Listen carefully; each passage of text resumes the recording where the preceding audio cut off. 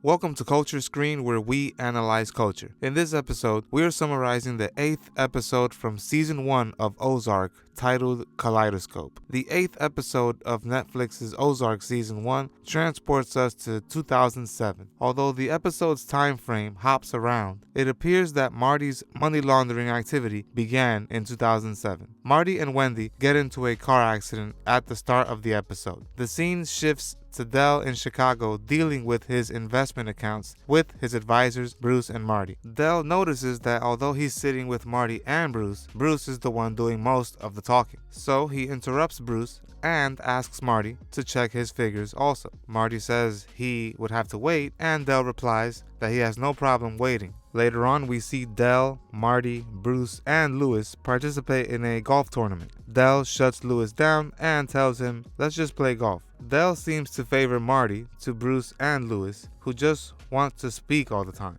Roy and his mother, Barb, go out to lunch, and Barb appears agitated. Roy inquires about his mother's situation at work and discovers that she has been fired from her job. He points out that this is her second job in less than a month. Scotty, Roy's boyfriend, joins Barb and Roy for lunch, and when Roy's mother excuses herself, Scotty asks Roy if everything is okay with his mother. Scotty observes that she appears to be a little off. Roy becomes irritated and asks Scotty to clarify what he means by a little off, to which Scotty replies that he thinks she's on drugs. Later on, we see Bruce and Marty having a discussion in the hospital cafeteria shortly after the vehicle accident. Bruce attempts to lighten the situation by cracking jokes. He immediately changes his tone, however, and informs Marty that he is available to help him with anything he needs. Marty is told by Bruce not to blame himself. It was not his fault. Marty returns home to discover the front door open, the dining room chair overturned, and the kitchen sink running. After locating the children outside, Marty inquires as to where their mother is, to which they say they don't know. He says he's going upstairs to check on their mother after telling the kids to get inside. Wendy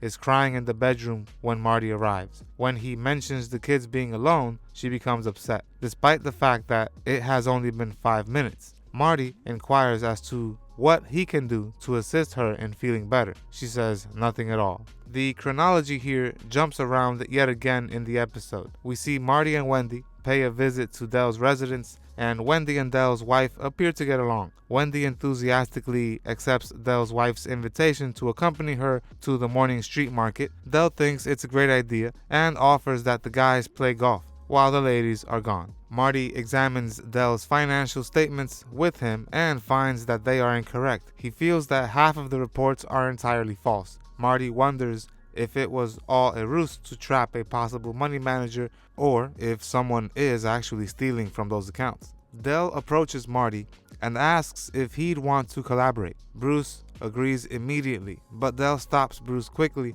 and says he asked Marty, not him. Marty declines Del's offer and says that his client list is full at the time. Del pays Marty back for his time by offering him an invitation to stay at his resort. Right after Del leaves, Bruce questions Marty on why he turned down Del as a client. Marty replies by saying he has a feeling Del is up to no good. Remember, I am summarizing the entire series, so let me know what your favorite TV show and movie is so I can summarize it in the future. Also, consider clicking subscribe if you enjoyed this summary. Doing these two things helps my channel out tremendously. I truly appreciate your support. Thank you. The setting then changes again to a hospital once more. We see Marty holding Wendy, who is crying in a hospital bed.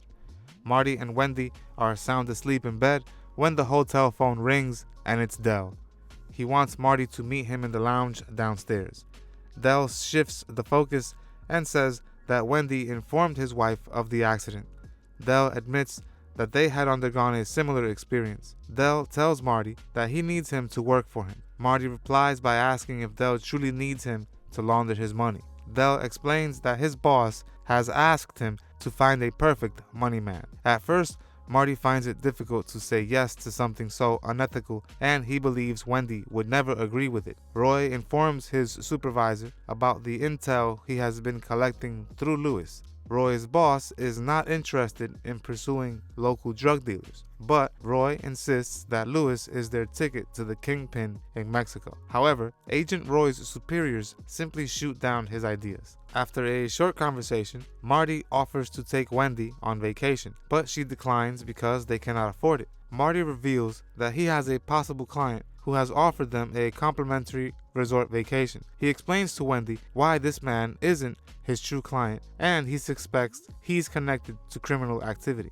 Bruce asks Lewis what he does for Dell while they're golfing. Lewis casually admits that he launders money for Dell. Marty comes to the resort and tells Wendy that Dell is exactly what he suspected and that he has offered him a job. Marty says he knows he can't and shouldn't do it, but he still wants to do it. Wendy advises they talk about this so they can go over the advantages and disadvantages. The pros are that they never have to think about money again. The cons are there's a chance they'll end up in jail. Wendy asks about what Bruce thinks about the situation, and he responds that he expected her to turn down the deal altogether. Wendy begins to consider Marty's willingness to work with Dell. She tells Marty that if he's okay with it, she's fine with it as well.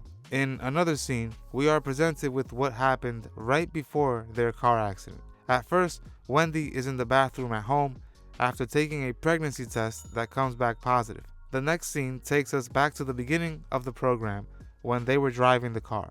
Wendy and Marty discuss their pregnancy and how she didn't think she'd be able to conceive. Wendy goes on to talk about their money troubles and how it might be difficult for them to have another child. Viewers then see that the birds are hit by a man who is distracted while driving in search of his cigarette lighter. Marty informs Dell they've arrived at the golf course's lounge. Dell says that they should rejoice, and then informs Lewis that his services are no longer needed.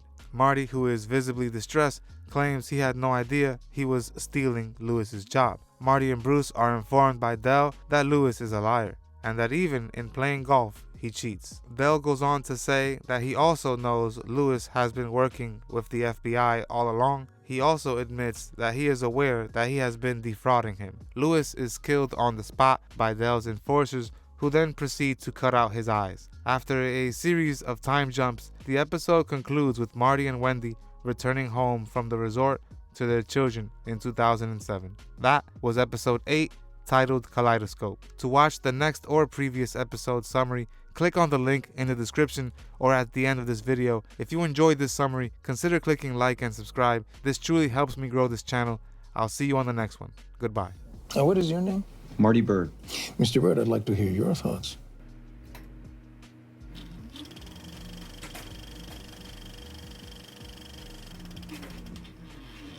We upload new videos every week, so subscribe to our channel. Don't forget to hit the like button as well. Click the notification bell to be notified of when we upload these videos. See you on the next episode of Culture Screen.